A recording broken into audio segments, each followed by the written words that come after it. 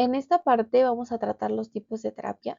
Es importante resaltar que existen diversos tipos de terapia que pues son empleados dependiendo la corriente que se utilice y la situación.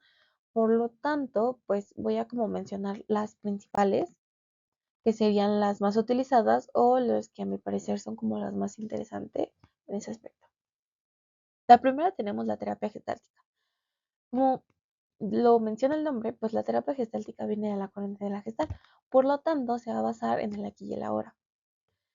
Básicamente, la finalidad de esa terapia es que la persona se dé cuenta. Pero, ¿qué ocurre cuando se trata de llevar a este camino?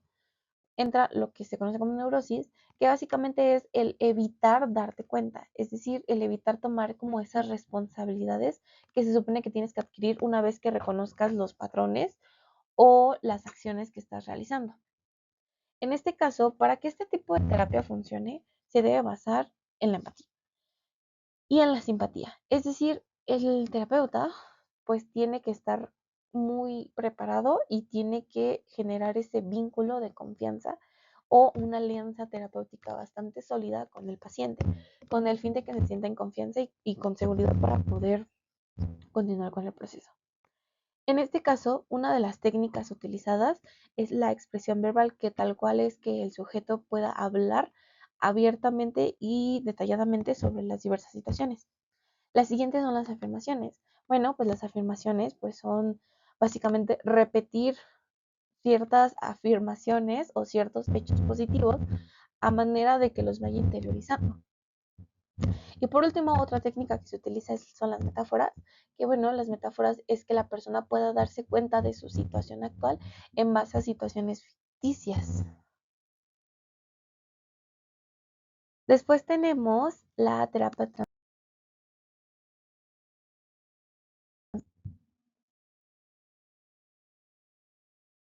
Este tipo de terapia se centra en las transacciones, es decir, en cómo se supone que las personas van como desplazando sus roles o su participación dentro del ámbito familiar. Este tipo de terapia se puede utilizar tanto de forma individual de pareja, pero es más frecuente en la terapia familiar. En este momento tenemos que ver cuáles son las tipos de transacciones. La primera es la complementaria, que básicamente es cuando los padres tienen como que su rol y jerarquía establecidos y límites, y los hijos o niños igual la tienen.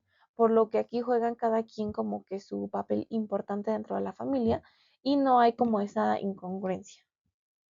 Después tenemos las cruzadas. En este caso, el adulto transfiere demasiada responsabilidad o carga a los niños o hijos. ¿Qué ejemplo de esto podría ser cuando los padres les piden a los hermanos que tengan como la responsabilidad de cuidar a los más pequeños, que al final están haciendo una transacción cruzada porque ellos no deberían tener esa responsabilidad, al menos no en cierto nivel? Y por último tenemos las ulteriores, que básicamente es cuando el niño trata de darle ese sentido o esa responsabilidad al adulto. Es decir, aquí la autoridad está completamente volteada. El niño es quien, o los hijos son los que tienen las autoridades, por así decirlo, mientras que el adulto solamente como que obedece en ese sentido. Que pues en algunos casos es porque lo permiten y en otros casos es porque es como la mejor opción que tienen, como tomar responsabilidades que tal vez no les acuñan a ellos, pero que tienen que hacerlo. Después tenemos la terapia racional emotiva conductual. Otra, este tipo de terapia pues es de las más comunes y de las más utilizadas en general. Y bueno, pues hay que primero mencionar desde irlo desglosando. Desde la parte racional tenemos que ir viendo las creencias o el sistema de creencias que tienen los pacientes en cuanto a lo que es racional e irracional, tomando en cuenta también su yo ideal y su yo no ideal. Esto con el fin de conocer qué tan adaptados están a la realidad y qué tanta tolerancia tienen a la frustración. Después la emotiva, bueno, la parte emotiva es por la parte de las emociones, que obviamente tiene que haber un balance. Por eso es que principalmente su tratamiento se basa en generar una estabilidad emocional y también en una inteligencia o gestión emocional. Esto con el fin de que puedan adaptarse fácilmente y también dejar la irracionalidad. Y la parte de la conducta, pues es básicamente teniendo gestionadas tus emociones y teniendo una base racional, es ahora lo que vas a actuar frente a diversas situaciones o frente a diversas personas y en diversos ámbitos de tu vida. En este tipo de terapia pues existen diversas técnicas, sin embargo las más utilizadas es el modelaje, que bueno, básicamente el modelaje se refiere a que demuestren, por así decirlo, una situación o que hagan críticas con respecto a cómo ellos actuarían frente a una situación o esperando como una familia ficticia o una persona ficticia, pareja o como se tome este tipo de terapia, pues el cómo va a actuar o qué es lo que observa de la situación, qué es lo que ve mal. La otra es la exposición, que esta es tal cual que el sujeto pues pueda hablar abiertamente de su situación, dando detalles. Y por último, el debate socrático, que aunado a la anterior a la exposición es parecido, solamente que en esta parte el psicólogo tiene que hacer diversas preguntas a fin de encontrar como la confrontación y la directividad por parte del paciente. ¿Qué tipo de terapia es la terapia de esquemas? Bueno, la terapia de esquemas esta integra la teoría del apego y también se va a basar igual en la gestal y en las relaciones objetales. En este caso, la terapia de esquemas también se basa del psicoanálisis y del constructivismo. Sin embargo, pues se considera más una terapia de tipo gestal. En este caso, nos dicen que los esquemas básicamente son creencias muy arraigadas o ciertas ideologías que tenemos que nos permiten pensar, actuar y sentir. Estas pues ya son como ideologías ya muy arraigadas, incluso pudiendo llegar a ismos. En este caso, pues la patología en este tipo de terapia la ve desde que tenemos patrones de esquemas desadaptados o improductivos. ¿Esto qué quiere decir? Pues básicamente que tienen como que no nos funcionan para adaptarnos y que también va a tener bastante carga emocional de cosas que no nos atribuyen, lo cual va a generar que todo lo integre como propio, es decir, se va a adjudicar tanto errores como problemáticas ajenas y les va a afectar de forma emocional muy fuerte. En este caso, pues el tratamiento se basa principalmente en que las personas se hagan conscientes. Además, tienen que ver como la parte o la relación entre las emociones y los patrones que tienen. Obviamente esto va a depender del contexto en el que se encuentren, pero lo ideal es que se den cuenta de esos patrones esquemáticos improductivos.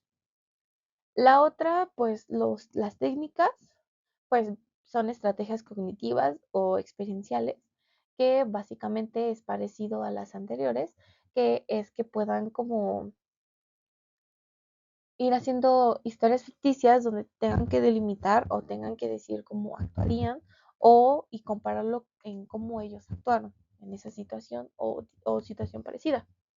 Y por último, pues hablar de los esquemas, que pues el principal es el esquema de abandono, después tenemos el de desconfianza y abuso, luego el de insuficiencia y fracaso, después el de privación emocional, después el de vulnerabilidad al daño o enfermedad y por último la sobrecarga. Como ya dije, pues se basa meramente en lo emocional y afectivo. Otro tipo de terapia es la terapia metacognitiva. En este caso se basan en la teoría de Ellis, que habla sobre la ABC, que básicamente es el acontecimiento, que sería A, que es qué sucede, qué situación, qué problemática está ocurriendo. Después la B, las creencias en base a lo que pasó en el acontecimiento, se van a generar ideas o esquemas que nos digan cómo, o sea, que nos den como un criterio respecto a ese fenómeno que acabamos de vivir. Y por último tenemos las consecuencias, es decir, cómo nos afectó y cómo nos hizo actuar.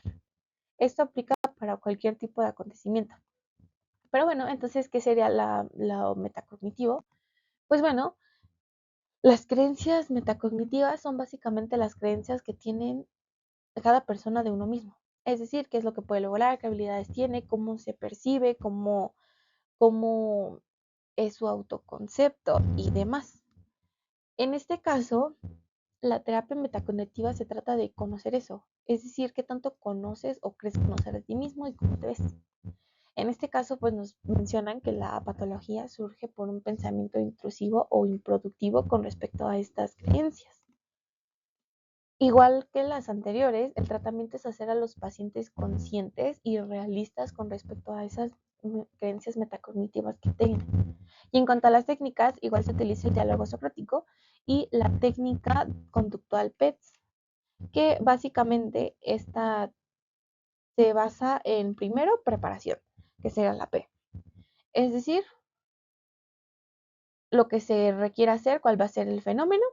Después sería la exposición, que es básicamente cómo actúa en base a eso. Después el test, que es evaluar esa forma de actuar. Y por último, las conclusiones. Esto con el fin de ir teniendo como un entrenamiento, pues, conductual para que puedan darse cuenta y hacer autocríticos y autorreflexivos, ya que también se basa pues en el entrenamiento atencional, que es de atención dividida, selectiva y rápida. Después tenemos la terapia cognitivo-analista, que es la última. Esta pues tiene como objetivo identificar los patrones problemáticos. ¿Con esto a qué se refiere? Pues básicamente a que mencionan que las patologías se dan por los pensamientos y comportamientos erróneos o que nos generan ciertas situaciones o conflictos en nuestra vida diaria en cualquier ámbito. Esto básicamente nos dice que una vez que nosotros logremos identificar cuáles son, va a ser fácil romperlos y poder modificar tanto de forma cognitiva como de forma conductual. En este caso, pues las técnicas serían la autorreflexión, es decir, que el sujeto encuentre como ese sentido y que se dé cuenta de lo que realmente está haciendo, que va unado al desarrollo de habilidades. En este caso, se va a tratar de que el terapeuta le dé las herramientas necesarias para poder afrontar todos estos aspectos al sujeto. Esto con la finalidad de que pueda adaptarse y que pueda funcionar en los diversos ámbitos de su vida. Y pues bueno, esto sería pues básicamente todo sobre los tipos de terapia, los principales tipos de terapia.